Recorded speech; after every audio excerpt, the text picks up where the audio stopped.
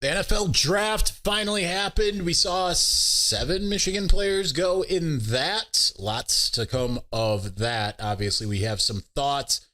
Additionally, we got to finally see the televised version of the Michigan spring game. We're going to have a little bit of a different reaction upon the rewatch. Let's talk about it all on this episode of Locked On. I'm waiting. Locked On Wolverines. You are Locked On Wolverines, your daily podcast on the Michigan Wolverines, part of the Locked On Podcast Network, your team every day. My mouse is charging, hence the waiting for the time anyway. Happy Monday. We are back and doing it. Locked On Wolverines podcast, part of the Locked On Podcast Network, where it's your team every day, except for last week anyway. I'm your man on the ground, Isaiah Hole, publisher of Wolverines Wire through USA Today Sports Media Group. We are back and doing it. So excited about that. Let's talk some NFL draft. We saw 3 Michigan players drafted in the first round, 1 in the second, 1 in the third, and 2 in the 6th. Do I have that right? Thinking about it? Yeah, 2 in the 6th. So it was about what we kind of expected. A little disappointed to not see someone take a flyer as far as a draft pick on Donovan Edwards. That one kind of surprised me. And Makari Page, too. Like, Makari Page, to me, undrafted free agent, he's the type of guy that I feel is going to end up playing 10 years in the league. I know, like, he had his struggles here and there. He wasn't necessarily, like, this flashy player, but, like, and certainly, like, a lot of last year was not great. Like, I think if he would have put on film what he did the 2 previous years, it would have been a different story, but he didn't start out that way. So I think that's the kind of the big thing there. But I do think, though, that it's the only real big surprise was Will Johnson falling to the second round. Daniel Jeremiah had his first round mock that he released, I think, morning of, and Will Johnson was not included. So that should have been a precursor. So anyone who was jumping down Daniel Jeremiah's throat for that needs to apologize. But it is disappointing to see that, considering we know what Will Johnson brings to the table. He, according to an interview he did with the Cardinals reporters or whatever, I don't know how that worked, but he had said that, you know, the knee surgery in question that precluded him, that the NFL flagged, was something that was done before the championship season. So, like, you should be able to watch 2023 and be like, okay, yeah, he's fine. So that you know, great value for the Cardinals, but, like, terrible for Will Johnson, and I don't think he deserved to fall that far. I think he's pound for pound the best cornerback in the draft. But falling to the second round, it cost him a lot of money. But ultimately, when it comes to, like, gazing at what it is, it's not that big of a deal. But it's just kind of funny because, like, I would say in order of, like, how good they are and, like, how beneficial they are, I mean, it's hard to figure out if it's Mason Graham or Will Johnson, right? Like, they're both equally that good. It's been funny reading a lot of Cleveland Browns content, not content, but just, like, going on Twitter and seeing how many of them were complaining about the pick of Mason Graham. That's where they kind of let their Buckeye fandom kind of cloud their judgment, right? Because the way that I've come to understand things generally when it comes to the NFL draft, you're usually doing a pretty good job if you're picking a lineman in round 1, especially if it's not like the remarkable pick, right? Like, they wanted Travis Hunter. I don't know how Travis Hunter is going to turn out, right? Like, I think Travis Hunter is probably going to play for a while.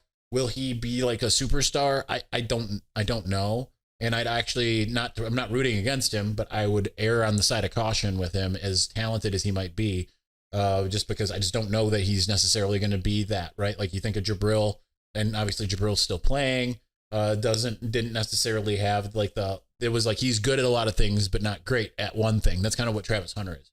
But when fans usually want the flashy, you know, whatever it is.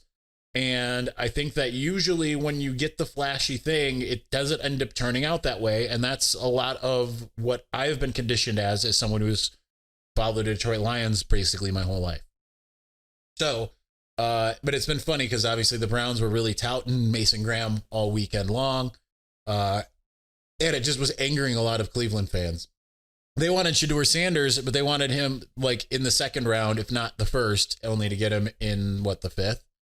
So kind of hilarious how that works out. Colston Loveland, hate seeing him go to another NFC North team, but like that's huge for him, especially being a guy that pairs with Cole Kmet, and they're just giving Caleb Williams every single option available to be able to succeed offensively in terms of skill positions. We'll see how that line holds up, but I think that's a good place for Colston. You know, a place that really wants to have an offensive resurgence and wants to throw the football. That works out very well in his favor. Just hopefully it doesn't come in the 2 games against Detroit. Now that's kind of how we're at with a couple of the teams. Because JJ with the Vikings, same deal once he starts actually playing. And then I think Kenneth Grant, I saw some similar reactions to Mason Graham, and it's just like people aren't they just didn't see Kenneth Grant play. I think any Michigan fan out there, I think every single one of you out there is going to be like, man, I wish we could have another year or 2 or 3 or 4 of Kenneth Grant. I mean, just absolute dominant guy, and excited to see him go as early as he did at number 13 overall. And I understand some people might think that's a reach, but that's to me about the type of talent he is, right? Because he's got size and speed and just ability, and can diagnose plays, and played obviously in an NFL system. That's everything you want. That's for the defense, right? Like all out of the first 5 guys picked, 4 of them are defensive players, not surprising. And then the last comes to Josiah Stewart. Well, not last, but then you got Josiah Stewart in the 3rd round. Huge for him to go to the Rams. I thought it was kind of funny to have it where you've got Josiah going to the Rams this year. Last year you had Blake Corum going, right? Like the 2 guys that had the overtime plays against Alabama. Now, I would also give Derek Moore some credence on there. He was the one who I think actually had the tackle in the end, but it was Josiah that blew up that play for that to happen. So huge for that. And then the other 2 draft picks, Miles Hinton, hearing what the Eagles said about him, 2nd offensive lineman picked by the Eagles from Michigan in as many years. For a team obsessed with Georgia players, they like some Michigan players. That's huge. But they did take 3 offensive linemen late as well. But they love his legacy, the pedigree as far as that's concerned. Understand he has some things he needs to work on, but obviously played extremely well this past year. So that is huge for him.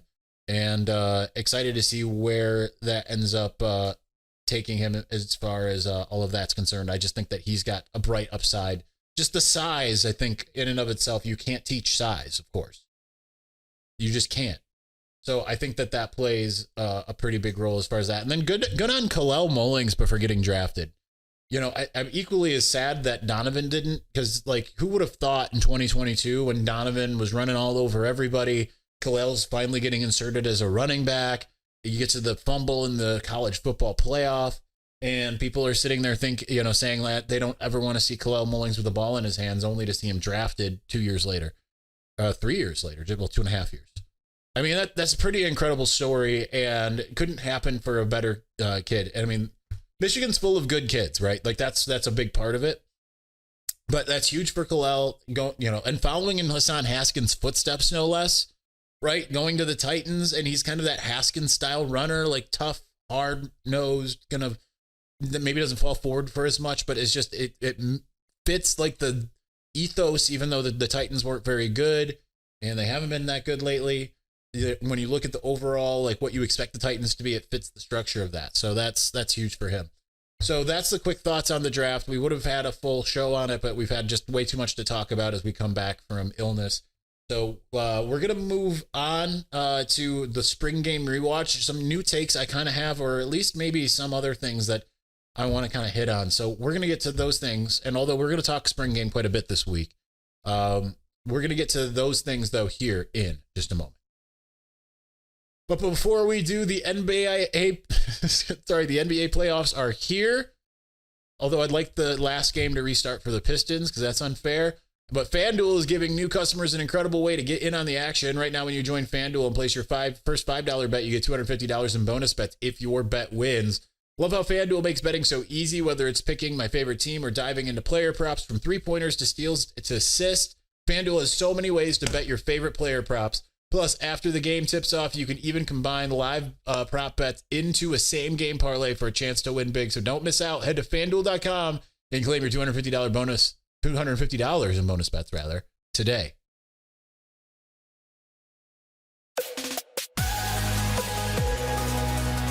All right, so I don't know if you can tell.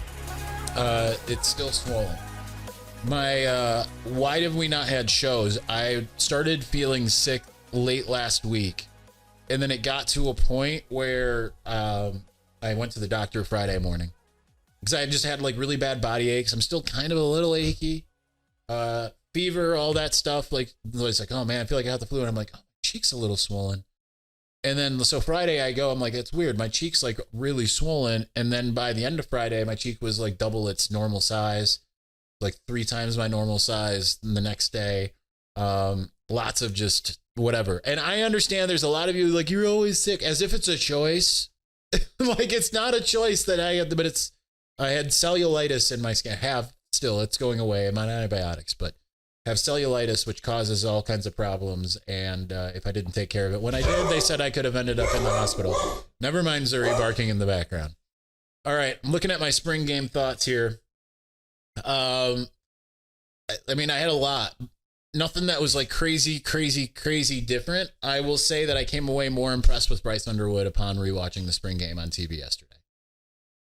I ended up being like, okay, that's like, I mean, these are things that we talked about. I said like a lot of his ball placement was very good. It was right there where you thought and hoped that, okay, he's going to be able to, a lot of these throws were not necessarily pinpoint, but a lot, catchable. Better than catchable in a lot of cases. We had all the caveats, the split squad. He only had one of the expected starters, and this is before Anthony Simpson comes in, and that's Frederick Moore. So probably a starter on his team. Frederick had a throw that hit him right in the hands, and it was just a flat out drop. But out of the 12 to 26, that number should have looked more like 20 of 26. Like there were a lot of plays that were missed, not because Bryce made bad throws. Now there were a couple of things that you look at and you say, all right, the first throw to the end zone to Channing Goodwin when he was on the run, way too strong. And but like that's one of those things that's okay. He'll learn to have that touch on a play like that. But on top of it, if he's live, he probably just hangs onto it and tries to run it for a touchdown, right? Like that's kind of part of the difference is you're not getting to see the full Bryce Underwood experience. But I came away much more impressed looking at him going through his reads and his progressions. It's only once did I had it noted that he locked in on someone. It was the first throw to Channing Goodwin that was almost picked off by TJ Metcalf. That's where I wrote Metcalf flashed, and I said, and then after that I said Bryce anticipated throw to Goodwin. That's the only time I could really say that. Some of the throws that were overthrows, I kind of felt like the receivers were not necessarily giving it their all running downfield. And I wonder in part is because they never really had to. I think that they could get more separation with just kind of sprinting more down the field instead of doing kind of a jog. It seemed like I felt like that was maybe the case based off of a conversation I had watching it on film. It just really seemed like that was the case. I just thought that everything with Bryce Underwood outside of really kind of the interception, which you could put on Goodwin, I still think like, throwing that's still dangerous. But, you look at the Joe Taylor, the one that he threw to Joe Taylor in the end zone, that was a J.J. McCarthy against Michigan State or Ohio State throw in 2023. Like splitting the defenders right in Joe Taylor's hands, a better receiver comes down with that. No offense to Joe Taylor. But like that was like right where only Joe Taylor could get it and neither of the defenders could. I mean, I just walked away just being like, there's not much more to see. Like he is so like everything that we had heard about Bryce Underwood is just true. So it might not have been a glaring, amazing stat line. He's going to need some help, particularly from the wide receiving core. But with that, I also felt like watching the offensive line, I wrote the offensive line looks fine. I know there are other people that disagree with me, but I've talked to some other people that watched the spring game for the first time. We'll have one of them on I think Wednesday, Thursday, or Friday. We'll have Steve Dace come and join the show. We've got a couple guests this week. Steve and Jake Butt's going to do the show on Wednesday. But we'll have a couple days with multiple shows as well. But I thought like the offensive line looked fine. Like the players that didn't look good, in my opinion, as I was watching, I was like, ooh, that guy got burned. Who is that?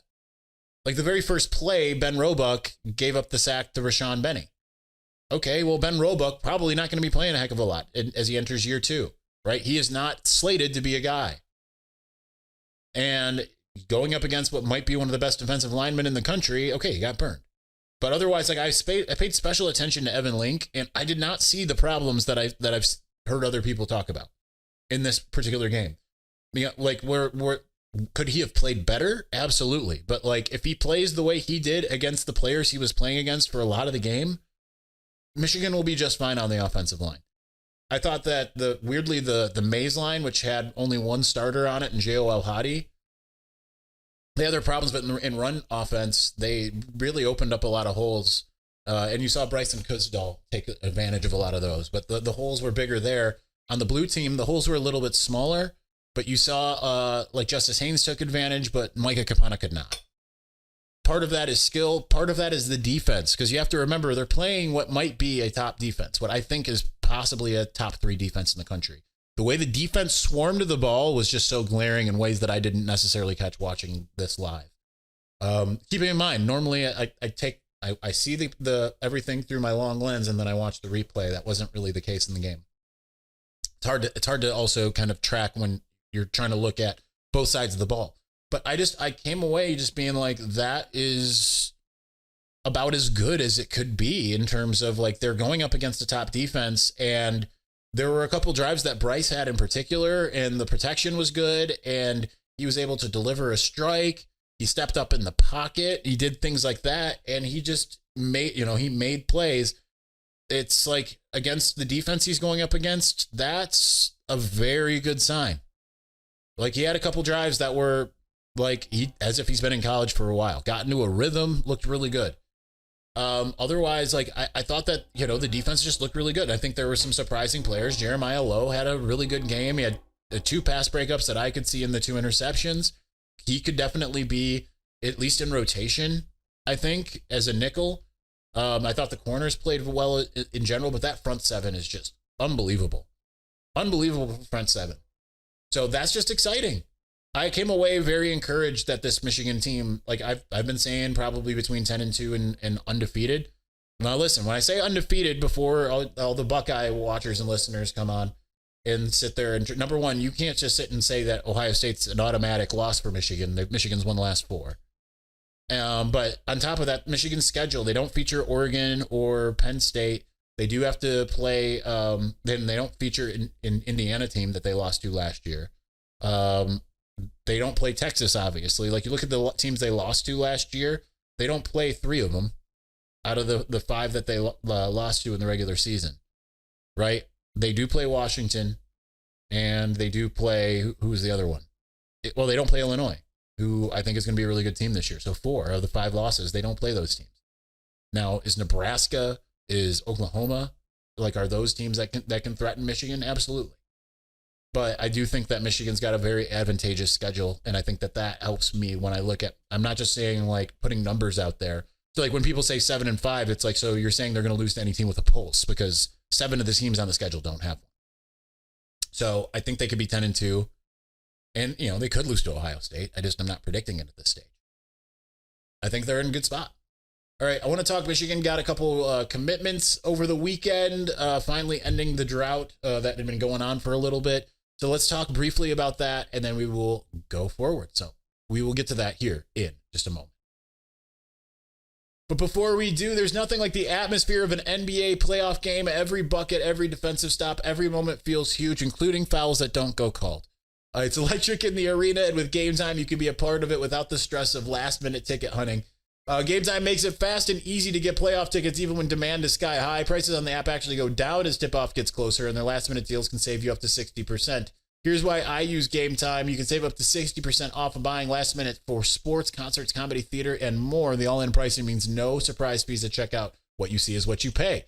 Take the guesswork out of buying tickets with Gametime. Download the Gametime app, create an account, use the code LOCKEDONCollege for $20 off your first purchase. Terms apply. Again, create an account and redeem the code LOCKEDONCollege for $20 off. Download Gametime today. Last minute tickets, lowest price guaranteed.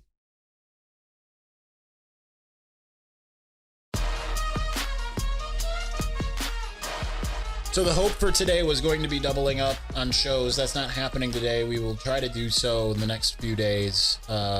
Even as we get into the new month and into the month of May, we might double up just for the sake of trying to give you more content. Again, I did not intend on I took Tuesday off thinking like I'm going to have a Saturday episode last week, and that ended up burning me. But hopefully we'll be able to double up on some and give you a few more extra shows this week if possible. We'll do the mailbag tomorrow. Don't ask any more questions. I haven't closed it down, but we've already had a ton, like 60 something in there. All right. And like I said, we'll have a couple guests next week. So Michigan got 2 commitments. Obviously, the headliner is Brady Smigiel, who was a 5-star according to Rivals at number 23 overall, but he is dropping on some of the others. Is I think in the 200s on 3. I'm kind of a little bit ambivalent about that about this commitment. I mean, you have to be excited that it is a high caliber quarterback, and it is at least someone that theoretically could be serviceable following Bryce Underwood, right?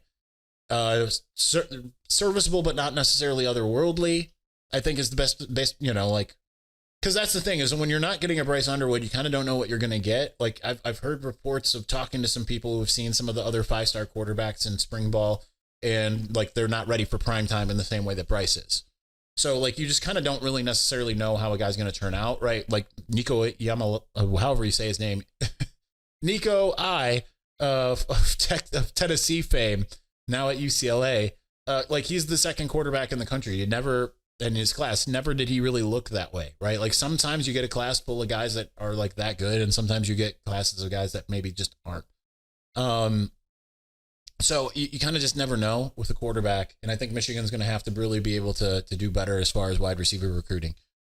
But I think that it's exciting to be able to get a guy like him, who I think is at worst could be a bridge quarterback, but could also develop into being that 5-star, right? Like there's a reason he was rated a 5-star at some point, but the same can be said of Jaden Davis. And I know a lot of you who watched the spring game last night, or yesterday afternoon rather, did not come away very favorable on Jaden Davis, who was also a 5-star at one point. So I think it's interesting, but I think like the great part is he's reportedly already recruiting. He does have some cachet. And if he can go out and convince some guys, like, let's do something special, like that just is going to build Michigan up more. So that's huge to have a guy like that can do some of those things. The next part, however, is not next part, however, sometimes I start like taking a tone when that's not at all like where I'm getting to. It's like you get into little cliches and then recognize like, that's not what I want to say at all. Tariq Boney is ranked in the, what is it, like the 900s? Ironically, his on 3 ranking is the same as TJ Guy's 24/7 sports ranking, like 937 or something like that. And TJ Guy is a starter now. I think that he's maybe not a fan favorite, but should be. But he plays at a really good high school, St. John's. That's where Quentin Johnson came from. That's where Trey Williams was from. They're in Washington, D.C. So really good competition.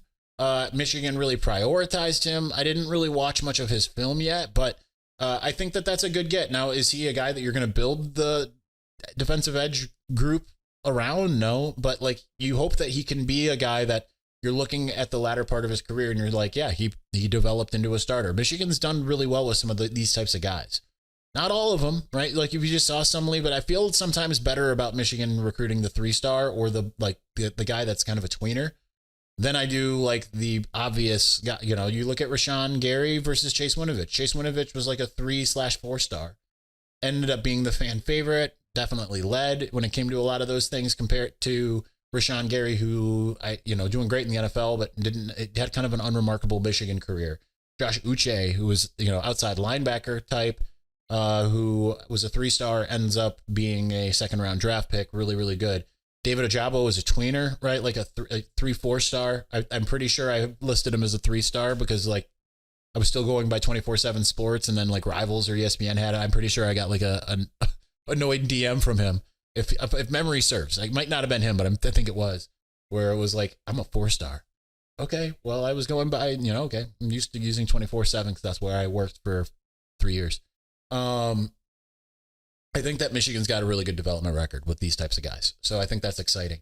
But hopefully you add like another guy that's like a Nate Marshall caliber, right? Like the fact that Michigan doesn't do better with like edge rushers and offensive linemen in recruiting sometimes, like obviously offensive line, great recruiting class this last year.